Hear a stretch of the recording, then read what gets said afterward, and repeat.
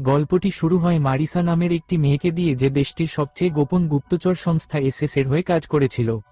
এই সময়ে তিনি টিকটক নামে একজন অপরাধীকে ধরার মিশনে ছিলেন। যদিও তিনি তার গর্ভাবস্থার নবম মাসে ছিলেন, তবুও তিনি টিকটককে পুরো দৃঢ়তার সাথে অনুসরণ করেছিলেন।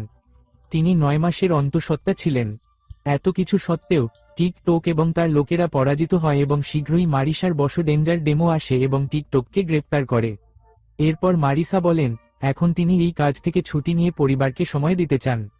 শীঘ্রই তিনি হাসপাতালে পৌঁছেছিলেন, যেখানে মারিসা এবং তার সৎ সন্তান শিশাল এবং রেবেকা উপস্থিত ছিলেন। অবশেষে মারিসা একটি কন্যা সন্তানের জন্ম দেন, যার নাম মারিয়া। 1 বছর পর তিনি একটি টিভি শো দেখছিলেন, যেখানে তিনি প্রকৃত গুপ্তচর খুঁজে বের করার চেষ্টা করছেন।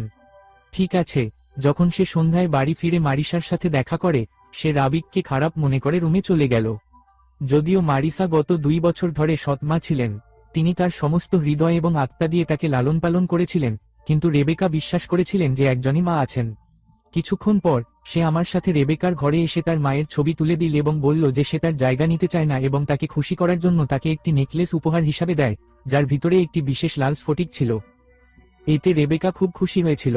এরপর যখন তিনি ডাক্তারের কাছে যান, তখন তিনি টিভিতে দেখেন যে বিজ্ঞানীর মতে সময় তার স্বাভাবিক গতির থেকে একটু বেশি গতিতে চলতে শুরু করেছে। আসলে কয়েক মিনিটের মধ্যে অনেক ঘন্টা পার হয়ে গেল এবং এখন পর্যন্ত কেউ বুঝতে পারেনি যে কখন টাইম কিপার নামে একজন ভিলেন এটি এবং পুরো বিশ্বের দায়িত্ব নিয়েছে। কিন্তু তিনি আর্মাগেডন নামে একটি অস্ত্র ছেড়ে দিয়ে পৃথিবী ধ্বংস করার হুমকি দেন। পরে টাইম কিপার টিকটককে রেবেকার গলায় বর্তমানে থাকা লাল ক্রিস্টালটি চুরি করার নির্দেশ দেয়। পরের দিন সকালে ওএসএস মারিসাকে ডাকলেন এবং তাকে ক্রিস্টাল নিয়ে অফিসে পৌঁছতে বলে। মারিসা রেবেকার কাছে নেকলেস ফেরত চাইলে রেবেকা রেগে গিয়ে নেকলেসের খালি বাক্স ফেরত দেন। তারপর মারিসা তার কুকুর আর্গোনাটোকে বাচ্চাদের পাহারা দিতে বলে এবং নিজে অফিসের উদ্দেশ্যে রওনা দেয়, কিন্তু শীঘ্রই টিকটক তার সাথে মারিসার বাড়ি থেকে লাল ক্রিস্টাল চুরি করে। ঠিক তখনই বাড়ির অ্যালার্ম বেজে উঠল এবং তিনি বাচ্চাদের গোপন কক্ষে যেতে বললেন। রেবেকা ভেবেছিল এটি একটি রসিকতা ছিল, কিন্তু হঠাৎ গুন্ডারা বাড়ির দরজা ভেঙে দেয় এবং শীঘ্রই সিসিল এবং রেবেকা তাদের জীবন বাঁচাতে গোপন কক্ষে দৌড়ে যায়।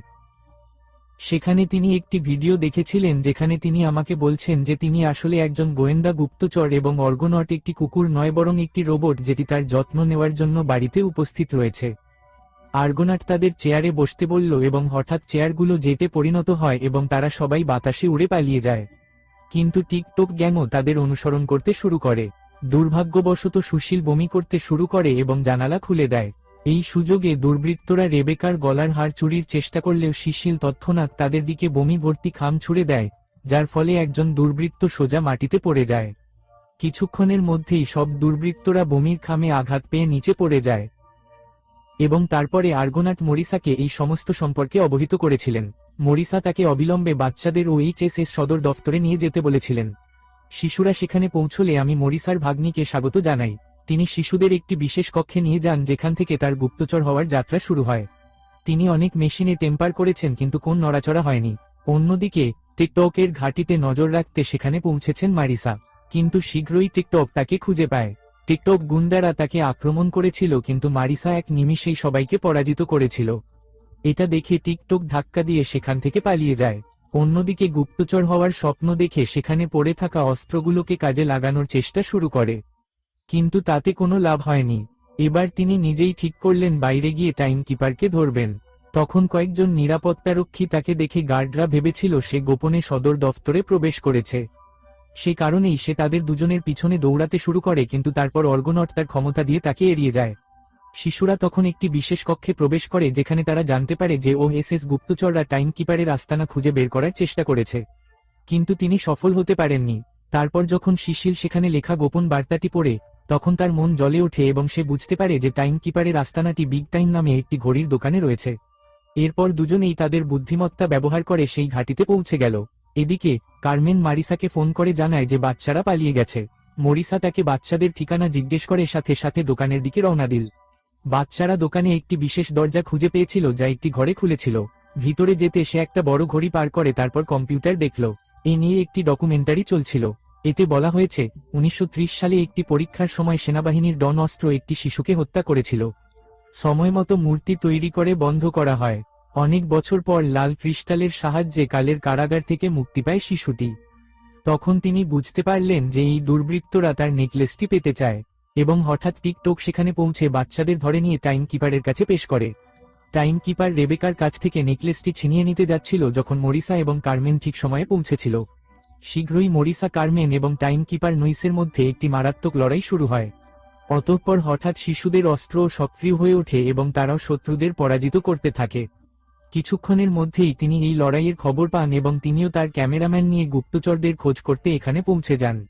সেখানে টাইম কিপার লড়াইয়ে এগিয়েছিলেন, যে কারণে মারিসা বাচ্চাদের পালিয়ে যেতে বলল, কিন্তু ঠিক সেই মুহূর্তেই টিকটক বেকার গলার হার চুরি ঠিক আছে পরে যখন তিনি বেরিয়ে আসেন, তিনি মেরেসাকে ডেকেছিলেন এবং তাকে সুসংবাদ দেন যে তিনি সময় রক্ষক এবং গুপ্তচরদের মধ্যে লড়াই রেকর্ড করেছেন। কথাটা শুনে মেরেসা একটু ভয় পেয়ে গেল। যখন তিনি ভিডিওটি তার বসকে দেখালেন, তিনি দেখেন যে ভিডিওটিতে তার স্ত্রী এবং সন্তানরা সময় রক্ষাকারীর সাথে লড়াই করছে। কিছুই বুঝতে না পেরে হঠাৎ করে সে কম্পিউটারে কফি ছড়ানোর পর ভিডিওটি বিস্ফোরিত হয়। তার কাজের কারণে তার বস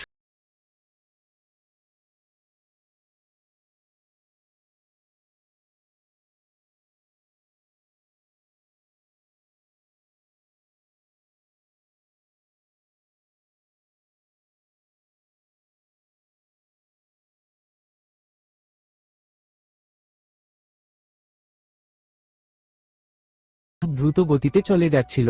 তারপর ওএসএস এজেন্টদের একটি মিটিং হয়েছিল, যেখানে বলা হয়েছিল যে সেনাবাহিনী অস্ত্র নিয়ে আসে।